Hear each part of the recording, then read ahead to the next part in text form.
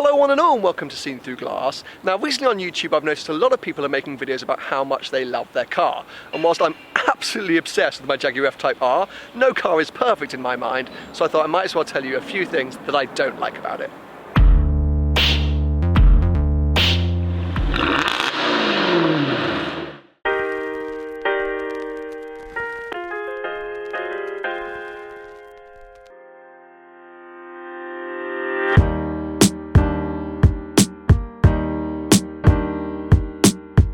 Now, if I'm honest, I have been struggling to think of things that I don't like about this car because I'm obsessed with it. It completes me. However, one thing since day one of picking up this car that has bugged me: the rear view mirror. So this is my driving position, and there is my rear view mirror. Now, you might think, oh, that's great, you have a fantastic view of what's behind you. However, because the windscreen is quite narrow, this rear view mirror takes up basically the whole left-hand side of my windscreen. So I basically have no idea what's going on over there, which means pulling out of junctions can be interesting to say the least. Roundabouts like this, I just can't see this part of the road, so I have to sort of duck down and maneuver. As I say, the GoPro's obviously making the situation worse today, but the GoPro's obviously not always there. But look, it's huge. I think it's because I'm so tall. If I was smaller, look, you could see out better, but because I'm so tall, it's right there. I find myself constantly bobbing up and down like some overexcited kangaroo. Whenever I'm sort of turning left or roundabouts, I'm sort of constantly like this, trying to look out my windscreen, which is not a good look. Nope.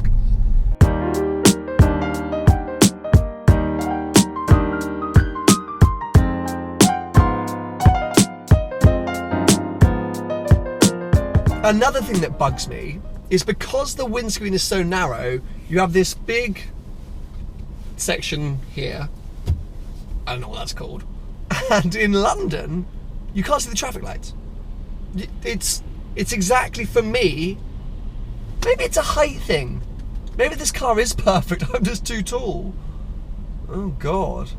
So here we go, pulling up to some traffic lights. I stop where I'm supposed to stop, and look, literally, not a clue what that light does. Luckily here, there's another one across the road, which is why I always have the sunroof open, because then I can peer up and over.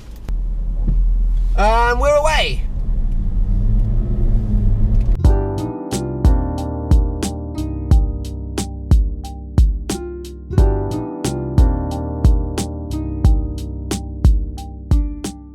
I was very lucky with this car because it came with a very high spec when I got it. And one option it came with was what seems to be the 22 different seat settings you can use. It is outrageous the number of ways you can change your seat in this car. So I've got something here which moves the bottom of the seat, I've got this which moves the back, I've got lumbar support, I've got these things which like suck in the wings. I mean, it's just endless, and that moves it. You can move the front up, and you can move the back down, and you can move this up and down. I mean, it's just endless buttons, endless. And I got 3 memory settings. Why on earth would I need 3? But I fill them all. And because I get FOMO, fear of missing out, I can't help but constantly tweak my seating position, because when I'm at a traffic light like that, I'm thinking, my back could be slightly better supported.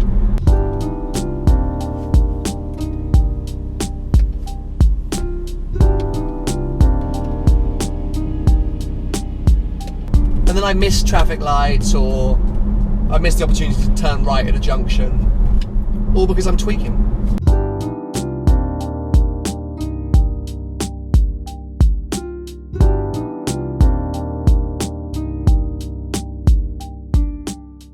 Now the next point is going to be a slightly contentious point.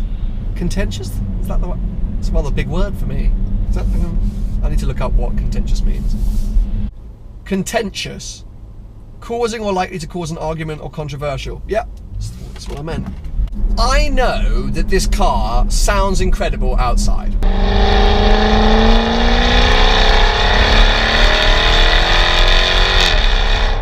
I I know, because I've stood outside and heard someone rev it. I've had F-Type Rs drive past me. I go places with the windows down. I know this car sounds incredible, and for everyone who's going to type comments going, get an exhaust system, put Capristo on it. No, just no.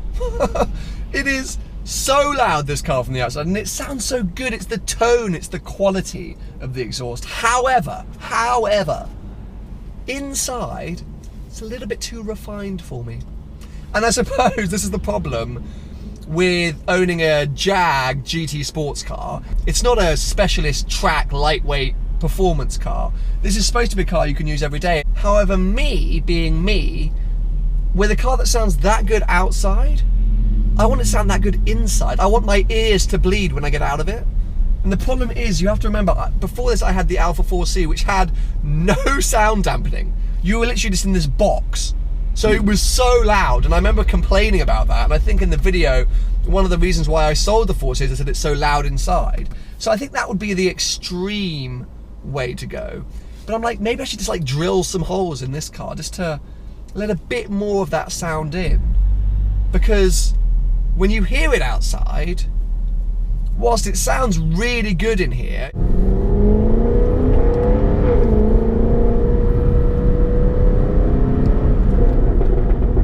if I put the radio on, I could be in a hybrid. I honestly could. It is so easy to drown out the sound of the exhaust inside.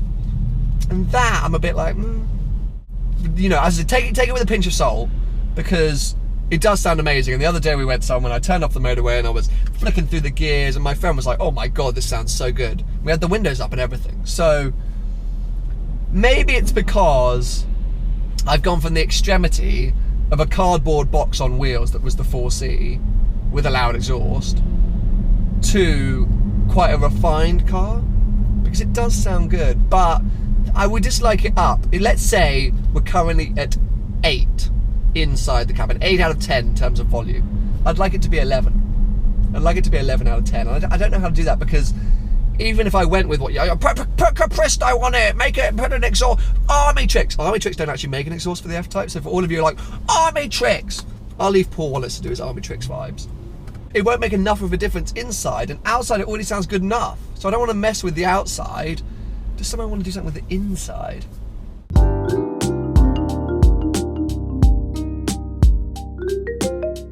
I think the thing that I hate is such a strong word. I think the thing that I dislike the most, though, about this car is the person it's made me become. So my long burning passion has always been for supercars.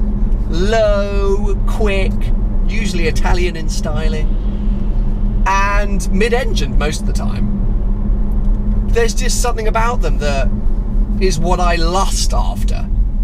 But having had this car, which is a front-engine GT car, it's amazing. It's the best thing in the world. It's so comfortable. It's this amazing cruiser, and then when you need it, you flick a switch and it becomes this complete animal. And I'm just like, why would I ever want to leave this comfort? And that's quite a depressing thought for me. I mean, I'm sure I will go back to mid-engined. Go back? I had one in mid-engined car. But right now, this GT sports car thing, I'm loving it. I'm like, should I get an Aston next? Maybe I get an F12. Woo-hoo-hoo, woo-hoo-hoo. But yeah, it's just such a nice environment. And so that's why I look at myself in the mirror. I'm like, who are you? You're not Sam. You're like Simon. Yeah, that's who I am, Simon. Simon, the guy who likes going on long-distance motorway road trips. Oh, actually, I'm Paul Wallace then. He loves the motorway. All in all, I find it very hard to think of things that I don't like about this car. I absolutely, genuinely love it. I mean, I mean, you can tell by the things that I've poked holes at that are slightly ridiculous reasons, just how incredible this car is.